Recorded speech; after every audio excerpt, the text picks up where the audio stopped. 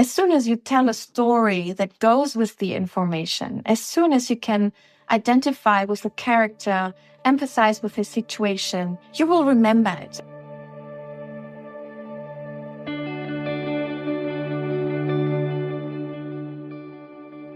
Hello, and welcome to the Inner Green Deal podcast, where we invite guests to talk about the human dimension of sustainability and explore the link between personal journeys and the positive impact we can have on the world. Today I'm talking to Astrid Nierhoff, an intercultural consultant and seasoned storytelling expert. In 2015, she co-founded StoryAtelier, an initiative that uses the power of stories as the basis for deepening understanding and building communities. Most recently, she and her business partner have launched a new project designed to help children and young people access the kind of creativity needed for sustainable development in everyday school life.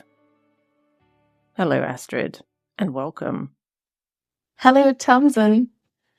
I'm really looking forward to diving into the world of stories with you today, and to get us started, I'd kind of like to touch on the idea of story and place, two things which, in my mind at least, are deeply connected. And the first question then would be whether there's a place that was particularly important to you as you were growing up, maybe somewhere in nature or somewhere that fired your imagination. I think that some of the moments where I felt most connected to nature were during almost yearly trip we did to the mountains.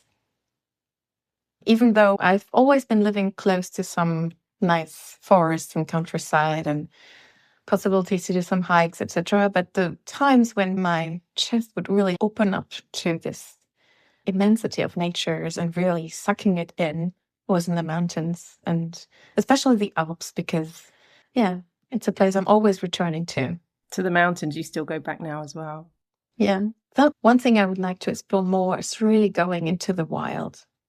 My brother, for example, has been doing a lot of jungle trips, and I was always freaking out. And I think this is a lot part of my own imagination when I associate to being somewhere where it's not easy to get to water, you're not really sure to get out. You could be attacked by any kind of beast. And this is something I would like to explore more one day. Okay, heard it here first. So, as I said in the introduction, you're deeply immersed in storytelling, in the world of stories, and I love the term storytelling, and it conjures fireside evenings and like children's books and lazing in the summer sun. At least for me, right? So that's sort of my stories about story, and I'm sure it's very different for everybody. But I'd love to hear what storytelling means to you. So how you define storytelling. I think storytelling is one of those fundamental ways that we are in the world. So storytelling for me is the way I use to process experiences, to reflect about them, to tell about them. So I think I was really born into stories. When I was a small child, I could not make the difference between imagination and reality. And actually, it took quite a long time for me to differentiate between events that I had really lived and those that I had invented. A story for me was making reality. It was making things true. As soon as I started telling it, it was true. And when somebody told me something, it took me ages to understand that people could tell things that are not true. Everything was true to me. Is that something that you were consciously aware of as a young child or as a child? No, my mom had to tell me. Okay. She had to tell me that I should be aware that people would believe things I was telling, and I should not tell stories that are not true, that we've been living in Vietnam. Okay. I would imagine things and tell that I can fly, for example, and I believed it. So I went on top of the high cupboard and I just jumped. I was certain that it was true, and it was not. This is also one of the events that told me that. maybe there is some reality check somewhere that I should do. Wow. Were there any broken bones? No, I was lucky. And actually, it leads on to something else that I wanted to talk to you about, which is something I saw on your StoryAtelier, or it was ascribed anyway to StoryAtelier, and it's a quote, which I'm going to read here. Words create worlds, stories shape lives, narratives impact futures. And there's a lot to unpack there. But maybe you could just give us a sense of what exactly does all of that mean? The thing is that we always have just a fractured perception of things, and our mind, our imagination is connecting the dots and is making it a coherent, consistent picture. So it's really something that is always happening with our minds. And thus, the way we imagine reality, I mean, there is always a part of imagination in our perception. There is no single objectivity or something, will also induce the way we then express what we experience and what we see. And people will listen to it and will relate to this experience and will make it their own. So there is this phenomena of coupling, of mirroring of what people say to you, and you make it to your own, you add on your own experience, you remember your own perceptions, and all this adds then to the way you are in the world. And really powerful because they can create relationships, they can destroy them, they can initiate action, and whatever they impact will eventually also have a physical, material consequence. So the world is changing also through words we say. And stories, basically, what they carry are narratives. And the narratives are grounded also in deep beliefs. And so the way we imagine things, the way we then tell them, is also shaped by narratives that we either perceive already consciously, that we convey, or that we want deliberately to shape. And so also this has an impact also on lives.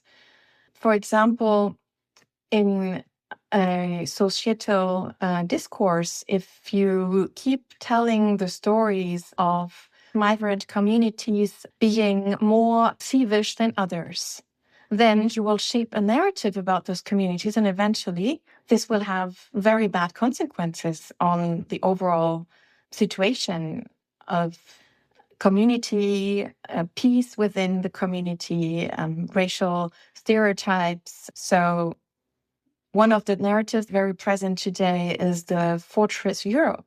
It's very much linked to a metaphor. And so we have this vision of tall walls and fortress, something we have to protect. So there's a whole bunch of wording that goes with it. And this leads us then to believe that this is how things are or have to be. And this can really impact our vision. That was really very interesting what you were saying there, and I'd like to just hop back to that for a second, because we're living in an age also that is flooded with information, and much of it is misleading, confusing, contradictory, or just intentionally false. And not only around migration, but also I think the climate crisis is something in particular that suffers from this kind of confused storytelling. And something that goes through my mind a lot is, how do we begin even to make sense of so many stories and be guided in terms of what it is that we choose to listen to? And this is really a question whether you have a practical tip for people who might be feeling the weight of being overloaded with too many stories, contradictory, confusing stories. I don't know if I have a tip, because it is a very confusing situation. What helps me sometimes is really to understand that truth can only process from yourself, including as many perspectives as possible, understanding the complementarity of scientific discovery and truth and critical questionings, understanding the gaps and the voids, including them. And I think we have to navigate that uncertainty. We have to navigate that perpetual change about what we think is certain. If you take, for example, the pandemic, we have at some point to rely on what science is saying at one moment in order to be able also to make political decisions. Then it's important to understand that it's totally okay if the discourse evolves, that new insights come through, and then policies follow and have to shift. And it's okay to understand that at some point we make mistakes. We have to, I think, have developed another relationship to failure, to mistakes, because we need them in order to learn, in order to continue to evolve, in order then to include other perspectives. And so I really have no practical tip. The only thing I try to do as much as I can is to include as many perspectives as I can on the subject, and then also to find the moment when I'm ready to trust. To trust in the conclusion that you come to, having drawn on different perspectives, or what? Or to trust maybe people or institutions who at a certain point convince me that they too have been doing their job of looking deeply into a matter, of including different hypotheses, of coming to conclusions that then I can trust, knowing that this is never something that you hammer into stone and that stays just static. Nothing is static here. It's very difficult, though, isn't it? Particularly for I think for younger people. But I'd like to ask you a little bit more about younger people later on. But for now, I really wanted to talk to you about the story of separation, and this in the context of the climate crisis. You know, this very human idea that we are separate from each other, and that some human beings are superior, and that also, you know, that we are both separate and superior to the rest of the world. I wonder, you know, what role has story played in the way that we have learned to treat the planet and the life and resources that it contains? The big question. What I came to learn through my research was that there is a powerful imagination of wholeness also in Western tradition. And this is good news. It's also in us. And we may need to get inspired by other cultures in order to remember, in the sense also of re-embodying this relationship between ourselves and the world. If we get back to the Middle Ages, it's really fascinating to see the grotesque body that is not demarcated from the rest of the world, where the core is its materiality, its fertility, its growth, its superabundance. It is a body linked to world in a perpetual becoming. It's a body in permanent metamorphosis, unfinished, unlimited, and the world penetrates it. It exists into the world through all orifices, protuberances, ramifications. Can you explain that? Yeah, we are in our body. So the humoral theory of the body was that we have 4 different fluids, and they are connected to the 4 elements, and they are connected to characters. And there was a huge also animist tradition, right? That we were influenced by all kinds of natural phenomena and stars and whatever. But if you look into modernity, so the early 20th century, and I make a huge gap here, the body becomes a kind of spiritual mass. The body-mind dualism and the idea of separation with the world is overcome by the idea of a unifying principle. There is this postulate that the genotype, our whole historical physic heritage in our DNA, in the deepest layers of our mind, that all these layers are out there, and that we can reconnect to this. And there's a lot of imagery in that time around the body of a new fusion of body in the world. There is a regressive mood of this blue hour, this southern spirit. And words and metaphors become very powerful. And this nostalgia for wholeness has never left us. And even if the mainstream culture nowadays feels very separated, I think that looking into the arts and looking into maybe little pockets of thriving moments in our European history, and little pockets of groups and tendencies that have been in contact with that wholeness, is soothing somehow. It tells us that we can do it. We have it in us. We can get back to some place there. So if I understand correctly, you're saying that, yes, there are things to be hopeful about, that there are things to be encouraged by, things that are on display also in the here and now. Yet at the same time, we are quite disconnected from our surroundings and from the natural world. And I'm wondering how story also, I mean, when we're growing up, very many of us at least, we are read stories about animals, about plants, about the natural world. It features quite heavily. But, a lot of the world's population lives in cities, and there is implied, it's not inherent, but there is an implied degree at least of separation from nature, which is, and I know that's not always the case, and there is plenty of nature in many cities. But sadly, there are also studies that have children, owning up to the fact that they don't know where their potato chips come from. And so that sort of disconnect, because how do we protect that which we are not connected to? Or how do we manifest the desire to protect that to which we are not connected? I wonder what role you might see storytelling as having in helping to bridge that gap that has evolved over time. Yeah, your potato chip example is really interesting. It's like the fish sticks, children forgetting that it's coming from a real fish in the river. And basically, this is a real lack of imagination. It has to do with knowledge. Of course, imagination is a bridge between what you perceive and what you're mentally processing. And I think it's not only about information, because it's hard to remember information.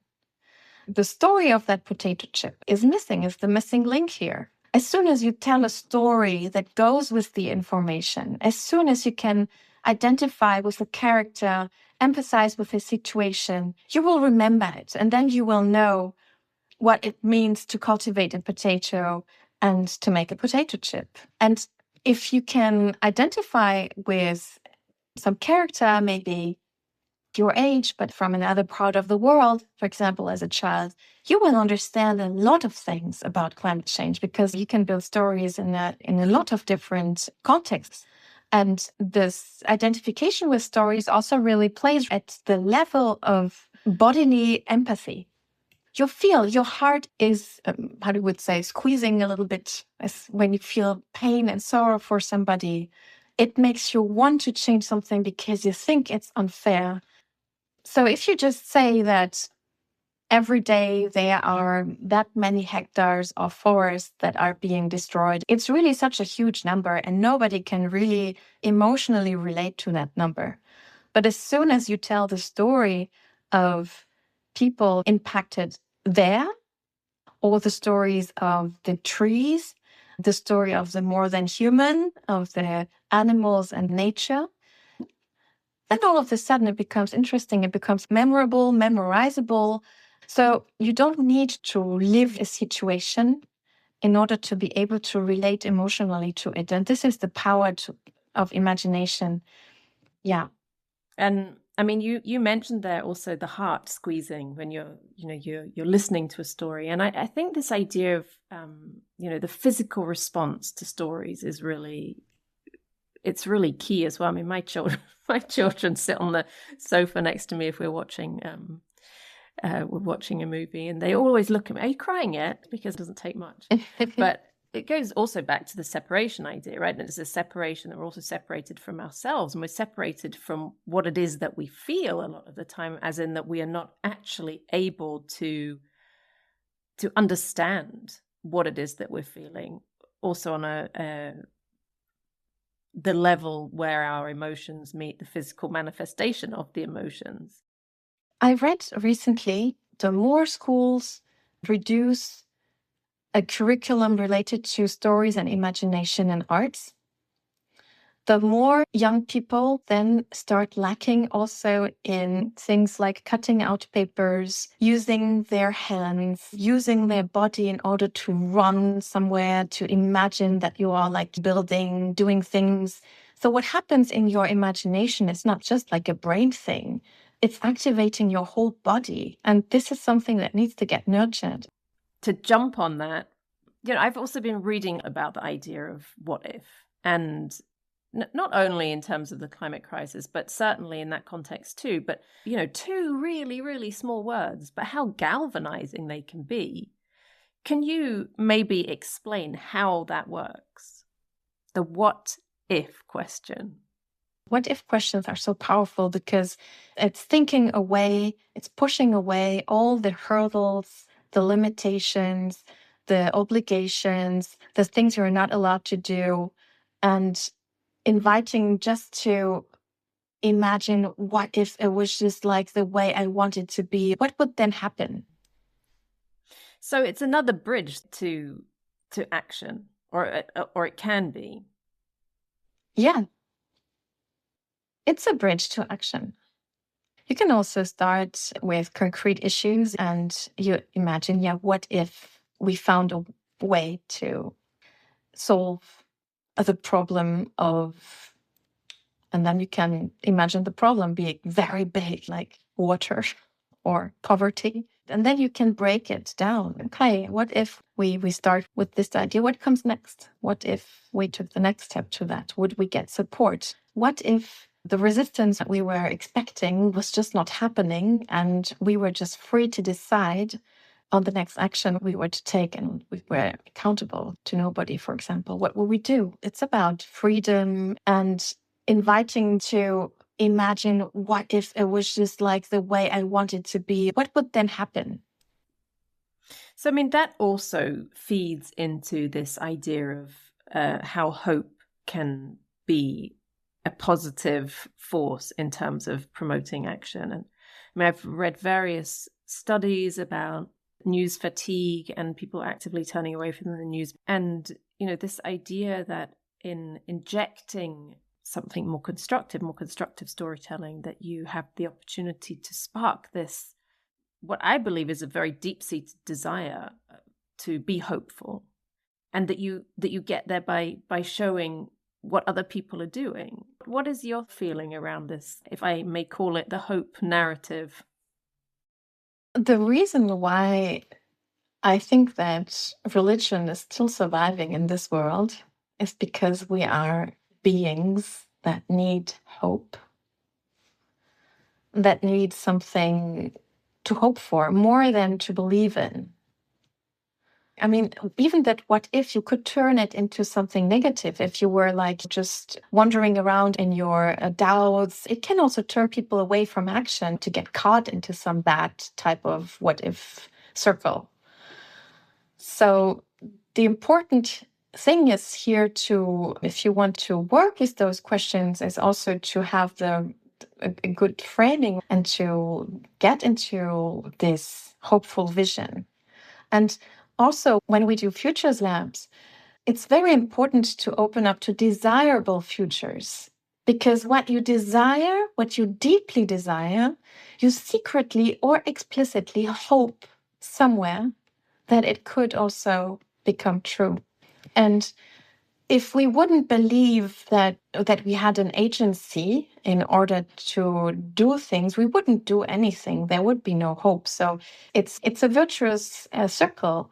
With hope, you entertain agency, and with the feeling that you may be agent. You entertain the hope that things will change in a positive way. If you hear the story of that 9-year-old boy who wanted to plant 1 million trees in the next 3 years, and how he met his challenge, and how out of that grew a whole foundation. And it just started, he was 9-year-old. That's amazing. Yeah. I love stories like that. Yeah, it's cool. We're coming close to the end, but I do want to ask you about young people. And from what I can gather, you do a lot of work with young people. And, ultimately, young people of today are going to be the stewards of tomorrow. How can storytelling and what you do with them now help them along the road towards that responsibility? Stories play a part, I think, in every part of the process we do with them. It's really interesting. If you ask them 3 things they really care about and they want to have in their future, in the sum, you will get the 17 SDGs in a class, in a random class. They want peace, they want a family, they want not to worry about getting their food on the table, they want community, they want a nice environment to live in, which is green, they want to be able to travel in peace and in safety, they want to meet people, they want understanding, they want tolerance, they want respect, they want all those different things. And then if you put them together and you have them exchange, build little groups, and now tell about those hopes, why are they so dear to you? Eventually, very naturally, they will start sharing stories. Like, why is it so important for me to have my family around? And they will maybe start sharing a memory or something. It's a first step into getting into envisioning futures. And then if you step into, for example, problem statements, and you very soon get to the point where you have to imagine, well, who has the problem? What kind of person is it? And then you get into this persona shaping, which is more of a fictional part of storytelling, but you try to get close to a real person you imagine. And you will try to understand how would the life of that person change if the problem was gone, and are there already solutions? So you're building a fiction around that, which is important in order to gather a sense of whom you are directing your effort to. So you're kind of helping them to tease out what is already within them that they haven't necessarily been able to articulate yet. Yes.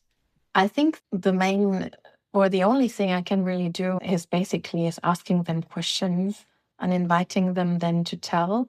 And also we built this space where they're invited really to listen to each other and to build upon what others have been saying.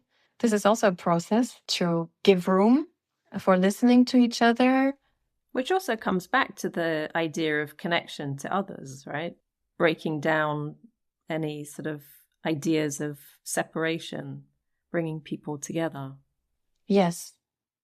And if we really are striving for something like an understanding of the world, how to orientate ourselves in the midst of all those narratives and words, it's important to build communities and to have them as open as possible.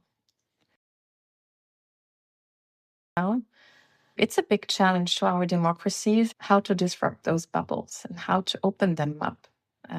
And I'm not taking myself out. I mean, who am I to say that I'm not in a bubble myself? It's something that's not necessarily easy to control, to influence, to get aware of. Am I really opening up to as many perspectives and people and circles as possible in order to avoid getting stuck into stereotypes? It's a big question for all of us, I think. And maybe that's also useful information for this final question that I have for you, which is a question that I'd like to ask everybody who comes onto the podcast, which is, if there were one skill that you wish everybody in the world had, what would it be? Maybe you think I would say telling stories. I didn't think it would be that. You can give your answer in a story if you like. Mm-hmm. It's difficult to choose between 2 skills that I think are fundamental. And I think they go together. So it's really hard to separate them. Okay, give them both then, if they go so closely together. The one faculty is imagination. It's not a skill, it's a faculty that we can skill up, that we can develop, nourish. And the other one is listening. There is no true story or imagination if nobody is listening, and there's no mirror, no reception, no nothing. And it's just the flip side of the same coin. Well, I have been listening to you very intently, and I've really enjoyed this conversation with you, and my imagination is sparking as a result of it. And I just like to thank you for coming on and talking to me. Thank you so much for your wonderful and also challenging questions. It has also sparked a lot of thoughts, and thank you for this very beautiful moment with you. Thank you. And thank you very much for joining me today. For anyone who wants to know more about the power of storytelling, you can check out the show notes where you'll find links to the work that Astrid is doing. I hope you enjoyed listening to the conversation today, and look forward to you joining me again next month for a new episode of the Inner Green Deal podcast.